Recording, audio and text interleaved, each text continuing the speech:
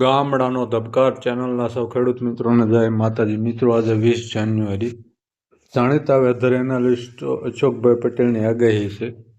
ની આગાહી જોઈએ તો ઉત્તર ભારતમાં 22 થી 27 જાન્યુઆરી 2024 દરમિયાન બે શક્તિશાળી વીડીને કારણે વધુ ભારે હિમવર્ષા થવાની શક્યતા છે. જ્યારે 24 થી 27 જાન્યુઆરી દરમિયાન ગુજરાત અને કચ્છમાં ઠંડા હવામાનની સ્થિતિ પ્રવર્તવાની સંભાવના છે. વર્તમાન સ્થિતિ 20 જાન્યુઆરી 2024 ઉત્તર ગુજરાત અને કચ્છમાં ન્યૂનતમ તાપમાન 10 થી 11 ડિગ્રી વચ્ચે નોર્મલ ગણાય, જ્યારે ગુજરાતના બાકીના વિસ્તારોમાં 12 થી 13 નોર્મલ ગણાય. 20 જાન્યુઆરીના દિવસે ઘણા વિસ્તારોમાં લઘુત્તમ તાપમાન સામાન્ય કરતાં વધુ નોંધાયું છે. જોકે પોરબંદરમાં લઘુત્તમ તાપમાન 11 ડિગ્રી નોંધાયું છે, જે સામાન્ય કરતાં 0.5 ડિગ્રી ઓછું છે. આગાહી સૌરાષ્ટ્ર, ગુજરાત અને કચ્છ.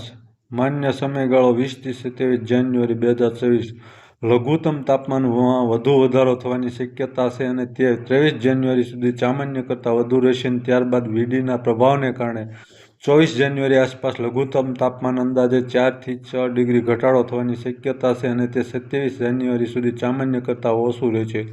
24 જાન્યુઆરીથી 27 જાન્યુઆરી દરમિયાન ઠંડા હવામાનની સ્થિતિ પ્રવર્તવાની શક્યતા છે અને અનેક કેન્દ્રોમાં ફરી એકવાર લઘુત્તમ તાપમાન 10 ડિગ્રીથી નીચે જવાની શક્યતા છે. 23 જાન્યુઆરીના રોજ ગુજરાત રાજ્યમાં કેટલાક વિસ્તારોમાં ઝાકળની શક્યતા છે.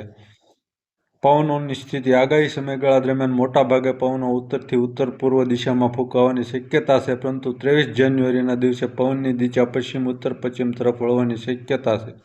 ઉત્તર ભારત માટે આગાહી. 20 થી 27 જાન્યુઆરી દરમિયાન ઉત્તર ભારતમાં ઉપરા-ઉપરી વીડીની અસર થવાની શક્યતા છે, જેમાંથી બે સિસ્ટમો શક્તિશાળી રહેશે. આસાની અસર નીચે મુજબ રહેશે. મેદાની વિસ્તારોમાં હળવો મધ્યમ વરસાદ અને ક્યાંક ક્યાંક ભારે વરસાદની શક્યતા છે. મુખ્યત્વે જમ્મુ કાશ્મીર, હિમાચલ પ્રદેશ અને લાગુ રાજ્યોમાં વિસ્તારોમાં રાજસ્થાન સુધી અસર થવાની શક્યતા છે. ઊંચા પર્વતીય વિસ્તારોમાં મધ્યમથી ભારે હિમવર્ષા થશે. કેટલાક દિવસોમાં હિમવર્ષા 10 સેમીથી 50 સેમી વચ્ચે રહી શકે, જ્યારે ભારે હિમવર્ષાવાળા કેટલાક વિસ્તારોમાં આગાહી સમયગાળા દરમિયાન કુલ હિમવર્ષા 100 સેમી કરતાં વધુ થઈ શકે. આ હતી મિત્રો જાણીતા વેધર એનાલિસ્ટ અશોકભાઈ પટેલની આગાહી. ચેનલને સબસ્ક્રાઈબ કરજો, વિડીયોને લાઇક કરજો, ફેસબુક પેજને ફોલો કરજો. જય માતાજી.